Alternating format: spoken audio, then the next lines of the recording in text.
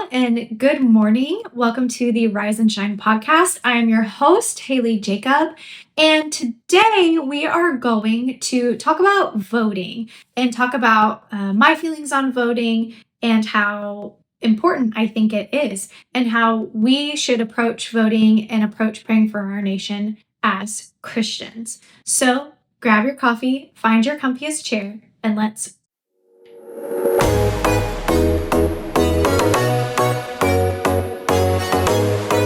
So I actually had a different episode planned for today. It is that I have been working on for a long time and been wanting to do for a really long time. And I still want to do it. Like it will still come. So don't think, oh my gosh, like whatever this is, we're not getting it. You will get it possibly next week. But I feel like I wasn't ready to record it yet. Like me personally, I was not ready to record this. So here we are. It's also raining really hard outside right now. There were some tornadoes last night where I live. We were up at 4 a.m. with a tornado warning. And I just felt like now is not the time for that episode with all this going on. But tomorrow is election day. If you're watching this the day it comes out, tomorrow is November 5th, the election day for the 2024 election.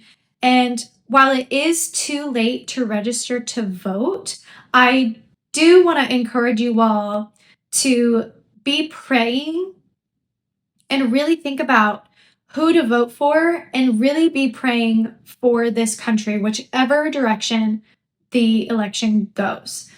1 Timothy chapter 2, verses 1 through 2 says, I urge then, first of all, that petitions, prayers, intercession, and thanksgiving be made for all people, for kings, and he means for all kings, and all those in authority, that we may live peaceful and quiet lives in all godliness and holiness. And I do want to point out that he says all those in authority. He means for all people, for all kings, no matter or not they're your party, no matter or not you completely agree with them, we pray for them. I do believe that as Christians, we should vote. I know that there are a lot of different denominations, different parts of Christian or different sections of Christianity that believe differently.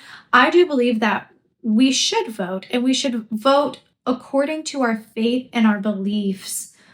And there are a lot of things happening in this country right now. There are a lot of lies. There's a lot of hatred. There's a lot of confusion being spread right now. And so really, I think now more than ever, Christians need to vote and vote according to their beliefs. We should absolutely be praying for our nation. That is the most important thing. We should pray. Like praying comes before voting. Yes, I definitely agree. We should be praying first and foremost. But while we are praying, we need to keep our eyes open on how God is going to answer those prayers. We need to be aware.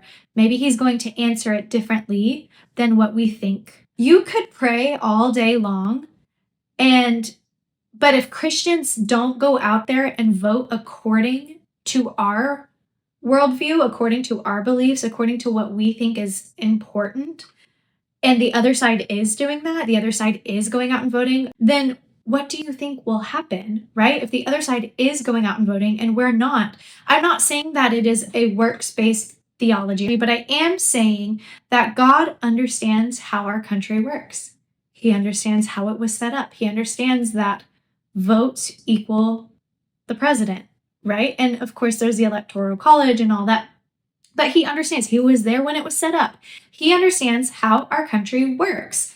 And if we're not going out when he's calling us to action based on how our country works, then we're hindering the answer. We're hindering our prayers being answered. God could absolutely work miracles, yes, and just make this person our president. Sure, he can. He can work miracles like that. He absolutely can. But he wants to use us as vessels. That's our purpose, is to be used by God, to worship God in everything that we do, to give him glory in all things that we do, including voting, including how we live our lives in whatever country we're in. For me, it's America, right? For you, it might not be, but we have to be open and ready to do what he's calling us to do for the answer he wants to give us. If he doesn't want to just snap his fingers, if that's not his will, and make this person the president, he wants us to step out and move into action, then we have to be ready and willing to do that. I heard from a preacher the other day, and I've actually heard it several times over the last couple of weeks, that Christians are the least likely group to go out and vote. And that saddens me. And I think I understand why a little bit, like why Christians are so hesitant to vote. We think, is it biblical? Voting isn't technically in the Bible, but there are a lot of things in our culture that aren't technically in the Bible, but the Bible can still speak on them. But we have to think of this as spiritual warfare. We wrestle not against flesh and blood, but against rulers and principalities.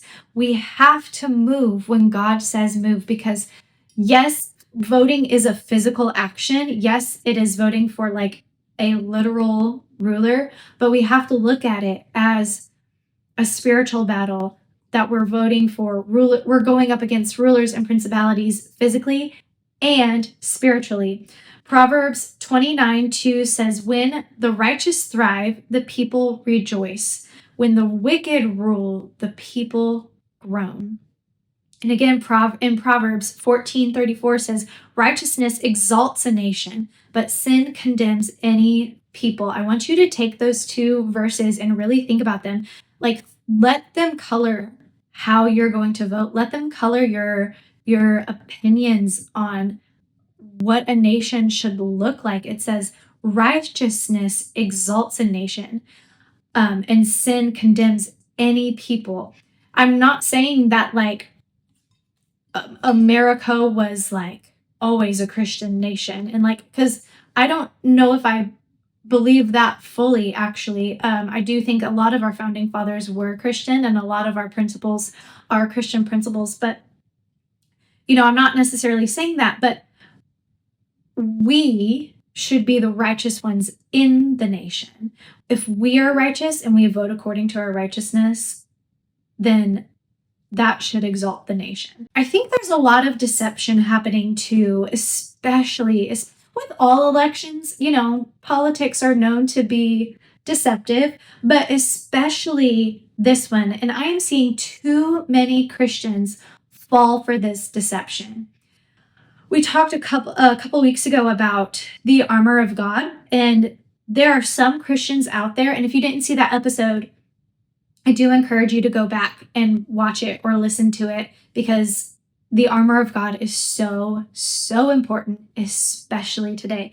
But anyway, there are some Christians out there who are going into battle, into this political battle, into this voting battle without their armor on. They aren't praying about the issues. They aren't educating themselves in the truth, in God's truth, and in the truth of what's going on politically. You can't take everything you hear on the news as truth. They're letting themselves be easily swayed by rhetoric and by surface level promises, instead of diving deep and praying that the Lord will reveal the truth to them. We have to pray. The Lord says he will reveal himself to us. Like, if you pray and seek his face and seek his truth, he will reveal his truth to you. He will not withhold that. And he may withhold it for a time and reveal it at the proper time, but he will not withhold his truth.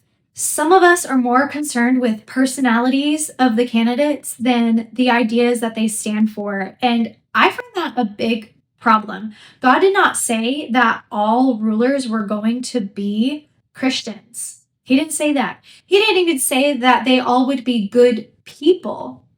But he did say that all rulers were appointed by God, by him. Romans 13, verse 1 says, "Let everyone be subject to the governing authorities, for there is no authority except that which is established by, which God has established. The authorities that exist have been established by God." Now, that's not to say that we should follow unbelieving rulers blindly into sin because God put them there, so we got to do everything they say. That's not what that verse means. But it does mean that God knew beforehand who would rule every single nation, every single leader. He knew every single person in any type of authority position, who that would be beforehand. And he will use them. Whether or not they know it, he will use them. Whether Trump wins or whether Kamala Harris wins, they will be used in one way or another by God. It does mean also that we follow the laws of the land unless they go completely against our freedoms to worship and serve God. Obviously, I don't think we're there yet. We still have the freedom to worship, but it does mean we have to follow the laws of the land. So we want to elect somebody who is going to make laws according to our religious beliefs and freedoms that we have.